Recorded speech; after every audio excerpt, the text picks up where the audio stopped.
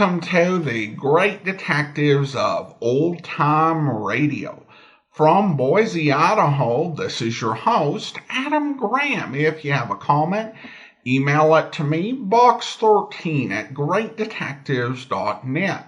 Follow us on Twitter at Radio Detectives and become one of our friends on Facebook, facebook.com/Radio Detectives. And check us out on Instagram, instagram.com/Great Detectives. I do want to encourage you, if you've not already, to pick up Slime Incorporated. It's my first mystery novel. It's a modern novel, but with a lot of nods to classic detective fiction. It's a story of murder and dirty politics set against the backdrop of the Idaho gubernatorial election. It is available as a paperback, as an ebook, or as an audiobook through audible.com or the Apple Store. You can find all my books, audiobooks, and ebooks at store.greatdetectives.net. Well, now it is time for this week's episode of Philo Vance. The original air date is November the 14th, 1946, and the title is The Coachman Murder Case.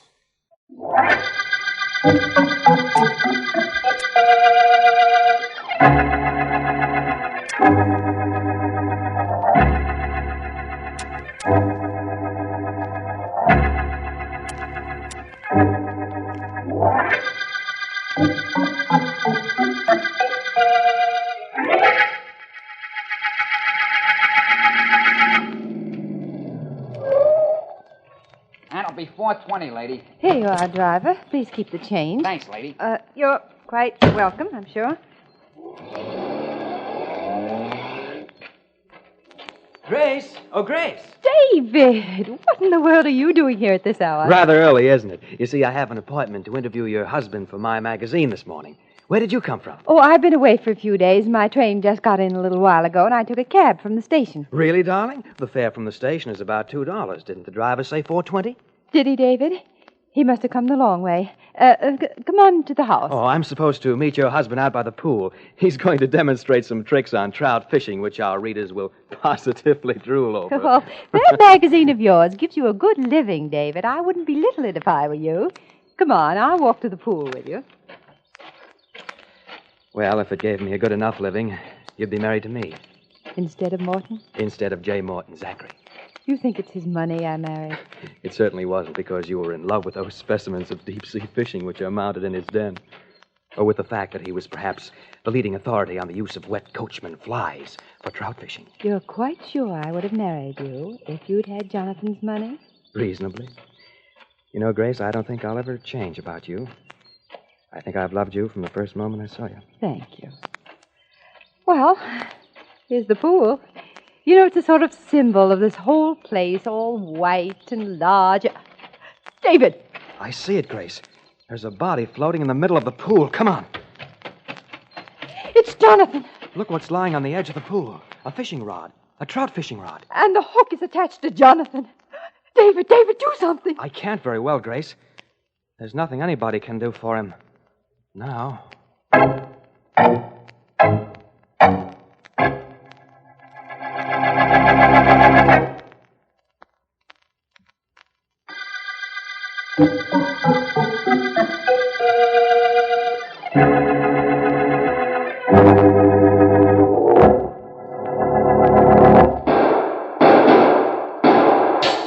Did you get him, Chief? Did you? I don't think so. Maybe winged him, but he got away through that window. Casey'll pick him up downstairs. I put him under the fire escape. If I remember Casey, it's more likely the killer got him. Well, Morrison, we almost had our hands on him. Almost caught the phantom killer. Let's go downstairs and either grab our killer or revive Casey. Pretty corny, isn't it, Vance? I don't know, Ellen. Plays like this are relaxing. That they are. They practically put me to sleep. Oh, Vance, look, that usher seems to be looking for somebody, and you left word at the box office where you'd be sitting. Boy, are you looking for Philo Vance? Yes, sir. There's an important phone call in the office. It's District Attorney Markham. Markham? Ellen, will you excuse me a moment, please? A moment? I might as well say goodnight right now. If it's Markham, it's a murder. And if it's a murder, I know I won't see you until morning.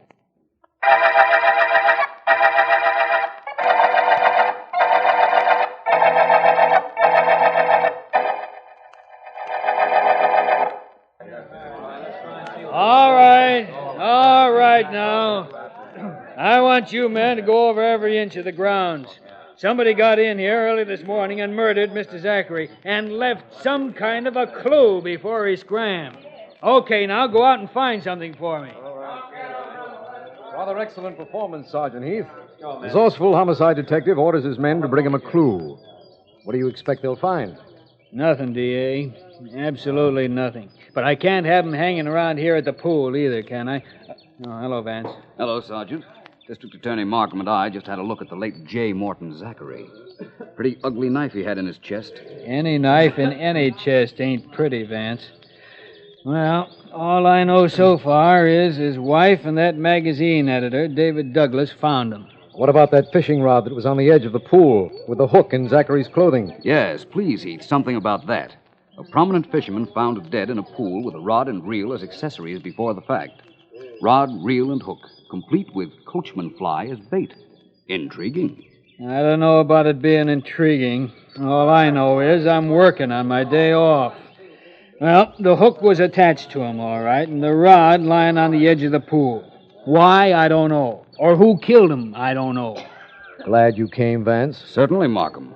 I admire mystery plays. Ellen and I were seeing one when you phoned me. But I'm more partial to unusual real-life murder cases. No, I gotta go to work.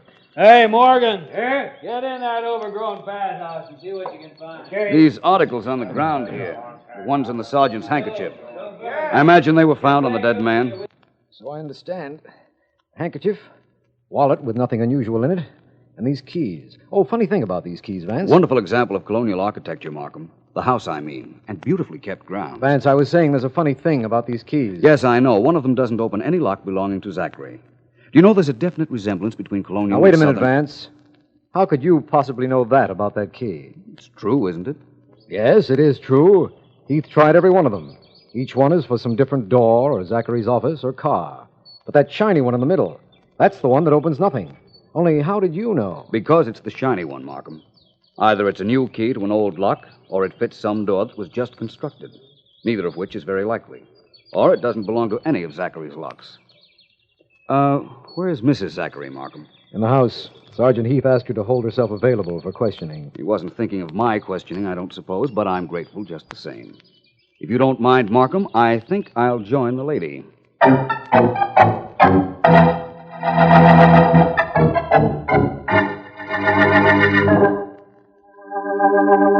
You were away for 3 days, Mrs. Zachary. Came home this morning. Took a cab from the station, found Mr. Douglas here on your arrival, and the two of you discovered your husband's body? Yes. Yes, Mr. Vance. How long had Mr. Douglas been here? I don't know. He said he'd just arrived. Then it's possible that he might have killed your husband. Oh, no, not David. He couldn't do anything so brutal. Oh, it's David, is it? Know him pretty well, Mrs. Zachary? Yes. Yes, I know him quite well. I was engaged to him once. Well, that's quite interesting. What time did you arrive here this morning? About 9 o'clock. 9:15, maybe. What time did your train get in? At 8:50. Well, it's about a 20-minute cab run from the station. That would bring you here at about 9:15, as you said. Mrs. Zachary, you inherit all your husband's estate? Yes, I suppose so. It will be considerable, judging from this house. Was he retired? No. He was the head of a number of corporations, something to do with the manufacture of rayon. You can find out all about that at his office. I'm not particularly interested at the moment, Mrs. Zachary.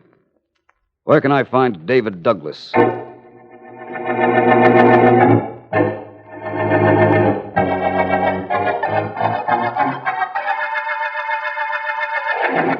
If you've come to arrest me, Vance, arrest me. Only don't just sit there staring at me. I'm not a police officer, Mr. Douglas. All I want to know is, did you kill Zachary? No, I didn't kill him. I told you I had just driven up to his house a moment before Mrs. Zachary arrived. I was there, standing there, when she got out of the cab. I paid the driver. How much did she pay the driver? She gave him a bill, a $5 bill. Told him to keep the change. That's quite a sizable tip. I rode out to the house from the station. The meter only read $2. What's the difference how big a tip it was? Besides, the fare wasn't $2. It was $4 something. I heard that. Get through with me, Mr. Vance. Please get through with me. You're awfully nervous, Mr. Douglas. I won't be too long now. Oh, incidentally, I know that you were once engaged to Mrs. Zachary. Yes, I was. Vance, listen, I know the police let me go, but that they're watching me, waiting for me to make a false move and daring me to make one. I can't stand this anymore. I can't, I tell you. I'm going to... If you kill yourself, Douglas, it's practically confession that you murdered Zachary. Do you want that? Oh, no, I don't want that. I don't know what I do want, but it's not that. Here. Take the gun, Vance. Take it and go away. Please go away. Please leave me alone.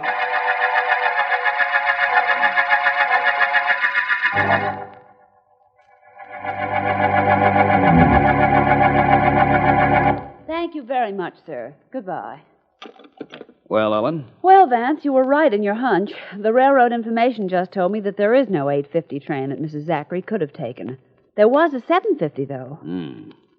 So she arrived at her house an hour before she said she did. And she gave the cab driver $5 for a $2 run.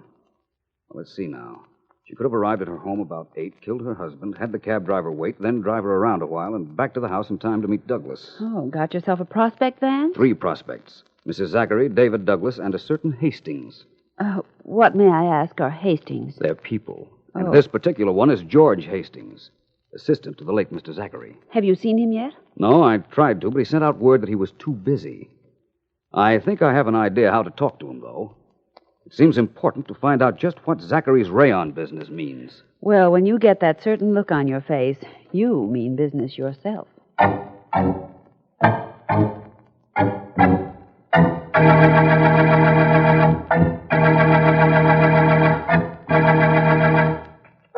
little bit higher, Frankie. Up around the shoulders. That's better. Nothing like a massage to keep you fit, is there? There certainly isn't. Oh, waiting for Frankie to get finished with me? Yes, but there's no hurry. Always said I wouldn't know what I'd do if I couldn't run over to the gym a couple of times a week to get a workout and a rub down. Oh, I haven't seen you in here before. It's my first visit. Well, you'll like it here. Okay, Frankie. You can hold it up. I'll just lie here and relax a minute. You can think better when your body's in top condition, I've always thought. Oh, you sure can. And I've got to be able to think. Think fast. I'm in rayons. Hastings, the name. How do you do, sir? I'm Robert Williams. Rayons, did you say? Right. Read about that fellow named Zachary who was murdered? Mm-hmm. Well, I was his assistant. I'm taking over the firm now. Oh, is that so? Oh, yes. That murder ruined the biggest merger ever attempted. Secret merger. Zachary representing the East and a fellow named William Bartlett, the West. Wow. What that would have done to the industry. We'd have monopolized it. Had to keep it secret. Didn't want anyone to know. It doesn't matter now anymore, I gather. Nope. The deal was dead when Mr. Zachary got killed. Really? Mr. Hastings, I'm not Robert Williams, as I said. My name is Philo Vance. Oh, I see. I tried to make an appointment with you, but you wouldn't see me. So I followed you here to the gymnasium. You did? What for? To find out what you might know about Mr. Zachary's death. It seems to me that you know a great deal about Mr. Zachary's business. Why shouldn't I know about it? Mr. Zachary never did anything without my help. No, Mr. Hastings? Not even die?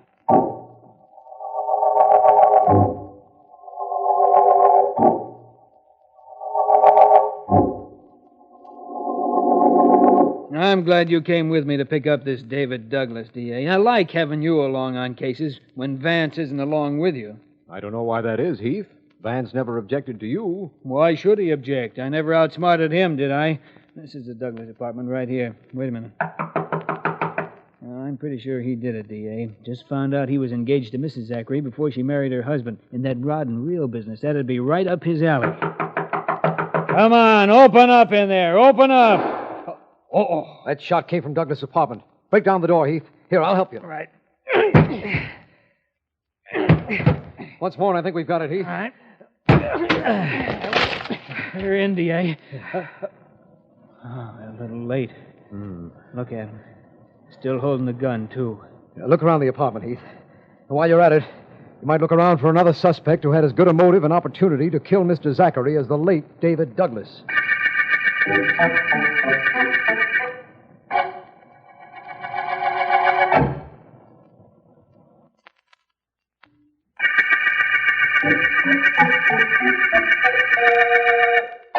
This is District Attorney Markham.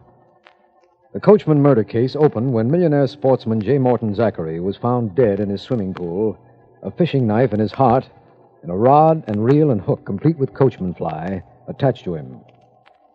Philo Vance has been to see both Zachary's widow and a Mr. Hastings, who has taken over the murdered man's business interests, and who told Vance of an impending merger between Zachary and one William Bartlett, whom Zachary had never met. One of our men, Sergeant Heath, has just reported that Mrs. Zachary, who has not been detained by the police, has just had a visitor. This information has led us to... Miss Zachary, I'm sure sorry I never got to know your husband. From what you say, he sure was a grand man. He was. He was, Mr. Bartlett, the finest.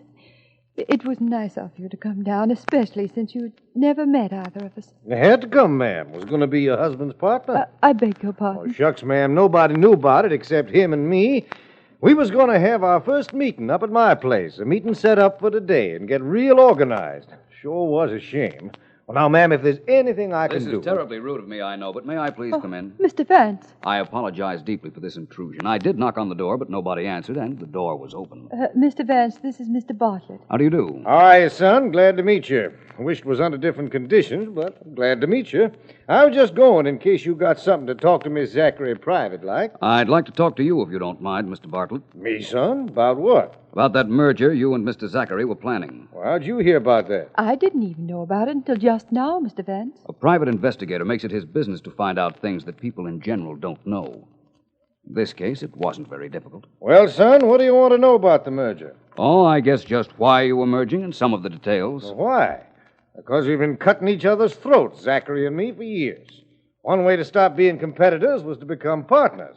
But we never did get to meet on account of, well, asking your pardon, ma'am, on account of what happened here yesterday. You'd never met Zachary, eh, Bartlett? I wanted to be sure of that. Nope, never. And now I'll be going. Please call on me, Miss Zachary, if there's anything I can do for you. Thank you very much. Bye, Mr. Vance. Nice to have made your acquaintance. Thank you, Mr. Bartlett. It was nice meeting you.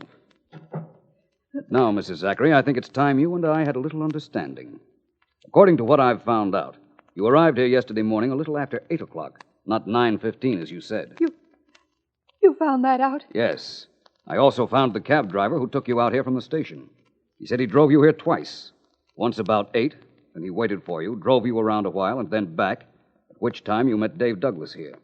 Well? I want to know why the double cab trip, and why you told me your train arrived at 8:50. Very well. I told you that because I didn't want to be suspected. I did get here earlier. I went into the house. I looked out, and I saw Jonathan's body in the pool. And all I thought about was to get away so fast and as soon as possible. The cab was waiting, so I got in. I rode to town, and then I came back out here again. I believe that David Douglas thought you killed your husband, Mrs. Zachary, and committed suicide in the belief that he was taking suspicion from you. He must have loved you very much. He always said he did. But taking his own life was so unnecessary. I didn't kill Jonathan. I tell you. Perhaps you didn't. Perhaps the explanation of who did lies in that shiny key, the fishing rod, the reel, and the hook we found attached to your husband's clothes. We'll see, Mrs. Zachary. We'll see. And now, if you don't mind, I'd like to call Mr. Markham and have him invite some people to a meeting at your swimming pool.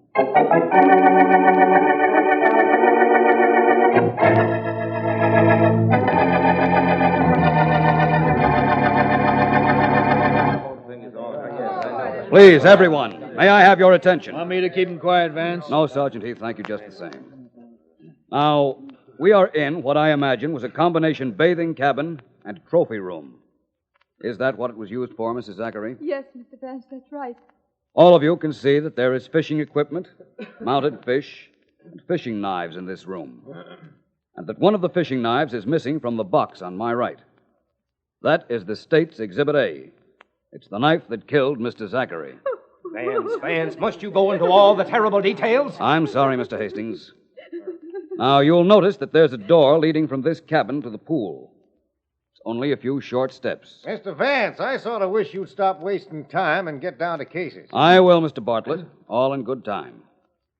Now, it is my theory that Mr. Zachary and his murderer met out here early on the morning of the murder. There was a quarrel. And in the heat of anger, the murderer seized a knife from this box and stabbed Mr. Zachary. Stop that, Mr. Vance, stop it. Van, stop. Mrs. Zachary is fainting. Somebody run into the kitchen and get a glass of water for Miss Zachary. Thanks. The kitchen's right in there. Thanks very much, Mr. Bartlett, but it won't be necessary. Thank you just the same. I apologize again to you, Mrs. Zachary. I'm sorry, but I must continue. The murderer stabbed Zachary. He staggered back, as I'm doing now, and through this door. Well, please follow me, all of you. Yes, we will. That's fine. Thank you. Zachary staggered through this door. Teetered a moment at the edge of the pool, like this, then fell in. Vance, look at him. He's floating face down out to the center of the pool. Vance! I'm all right, Ellen. Don't worry. Oh, dear. Give me a hand, will you, Markham? Right here, old boy. Thanks. What in the world did you do that for, Vance? Because I already know who killed Jonathan Zachary. And now I know the reason for that fishing rod and reel. You can go now, everybody.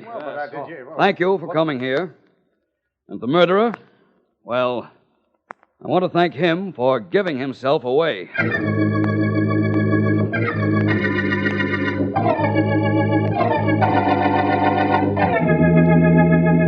Well, Vance, we're here. You said to drive you here, and I did. Now tell me what this place is. It's the place, Sergeant Heath, that's going to give me the proof of who murdered Mr. Zachary.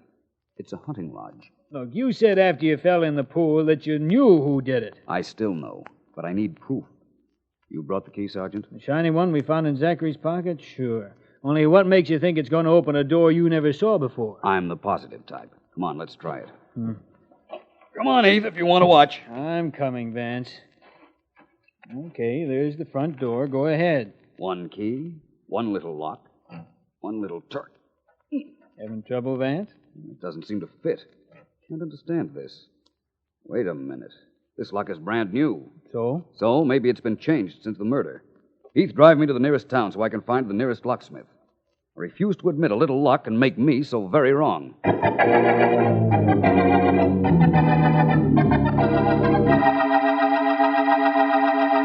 Yes, sirree. Did put a new lock on that front door. Did it yesterday. Why'd you want to know? Why? Well, I can't tell you, but I can tell you this, that I am completely indebted to you. Please accept this $5. Sure, I'll take it. Hey, tell you what, I'll give you the lock I took off that door. Got it right here someplace. Well, that'll be very nice. Thank you very much. I assure you, I'll never forget you for this. And I'm equally certain a certain Mr. William Bartlett will never forgive you for it.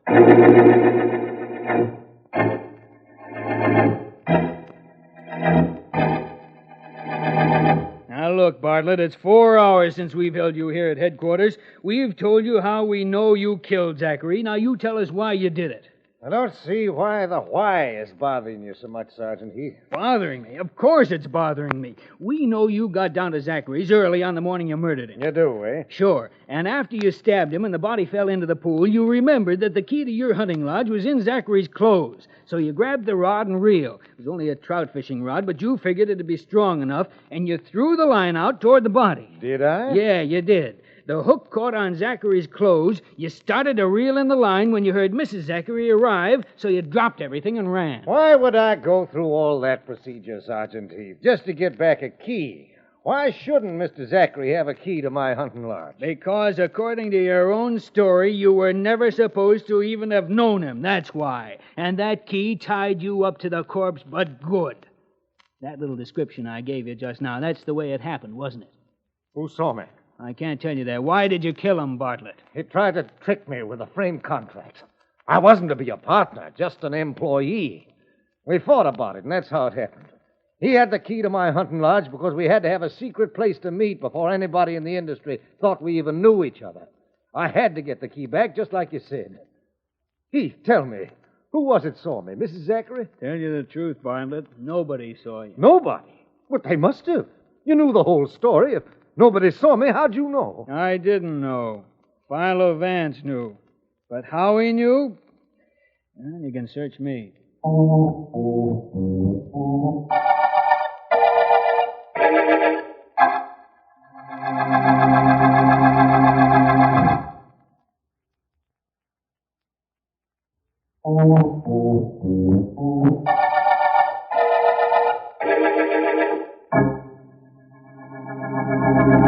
Vance, please, can we play 20 questions? You need 20, Ellen? I'm not sure yet. Let me start with 1.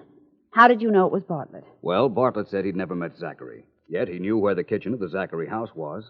Remember his telling Heath where to get a glass of water when Mrs. Zachary almost fainted? Yes, but did that prove that he murdered her husband? No, but it made it obvious that he and the murdered man had been meeting here.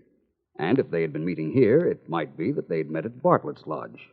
It might still further be that the shiny key Zachary had was the key to the front door of the lodge. It was, even though Bartlett tried to throw me off with a new lock. And that's all the proof you needed?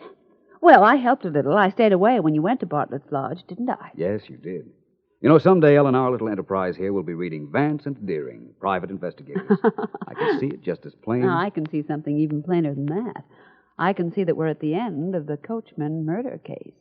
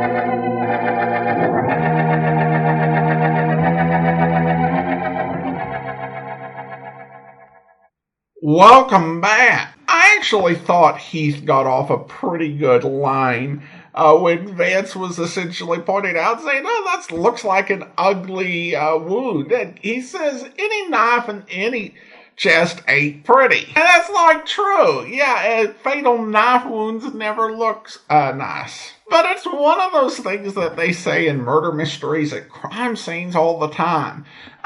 It is kind of interesting in a way that they do have this level of a bit of resentment from Heath towards Philo Vance, which I don't really think is in the books on the same level that it is on the radio program, and certainly not in any of the movies I've seen. Though I think it might be a touch of realism, because Markham says to Heath, he doesn't resent you. Well, why should he? I mean, Sergeant Heath is just the guy that Vance uses to collect information from, and half the time ends up making look a bit foolish. Alright, well, some listener comments and feedback now. Mike is a little bit behind on the podcast, but sends well wishes for the pregnancy, which are greatly appreciated. And, but then he does have a question. I have a question about the end of The Silent Man. What a great show. I enjoyed every episode. In the final episode, you played Douglas Fairbanks Jr., gave a preview of the next episode. I'm wondering if he truly thought there would be another episode and the show was canceled unexpected, or if there was a missing episode at the end of the run. Well, thanks, Mike. And I should have clarified, yes, there was a missing episode. The last episode of The Silent Men is not actually in circulation. And there's one episode from the middle of the run that's missing. Still, we have 27 of the 29 episodes, which is actually a really good percentage. Particularly for the era it ran. Late 1951 and early 1952 are not particularly kind for NBC detective program. There's a big gap in Nightbeat, a big gap in The Man Called X, a big gap in Dangerous Assignment. So having 27 of 29 when your entire runtime was over that period is actually a remarkable success. Still, I definitely would love to hear those 2 missing episodes of The Silent Men, and if I stumble upon them, we will definitely bring them to you. Thanks again for the email, Mike. Now it is time to thank our Patreon supporter of the day. Thank you to Brett, Patreon supporter since September 2020, currently supporting us at the rookie level of $2 or more per month. Again, thanks so much for your support, Brett. And that will do it for today. If you are enjoying this podcast, be sure to rate and review it wherever you download your podcast from. We'll be back next week with another episode of Philo Vance. But coming up tomorrow, it's an adventure with the man with the action-packed expense account, yours truly, Johnny Dollar, where... Expense account item 1, $1.40. Cab fare and tip for ride from my office to Martin's gym. After receiving what little information there was from you by phone, I arrived at 12:15 at 1084 6th Avenue in the heart of downtown. On the second floor, I found Dale Martin, a very nervous Adonis, seated at a desk in his office. A policeman at the door informed me that a Lieutenant Nathan of the homicide detail had stepped out for a minute and the coroner was expected soon. Mr. Martin? Yeah? I'm Johnny Dollar from the National Insurance Company. Oh, that's the outfit I'm insured with. Yeah, I know. That's why I'm here. I want to get the facts in case there's any claim. Now, tell me, what happened? I don't know. I went back to the locker room to check on the towels, and I found him lying on the floor. Found who? His name's Royal, Frederick Royal. He's been coming up here for over a year. Well, why did you call the police and not a doctor? Because I think he was murdered. Why murdered?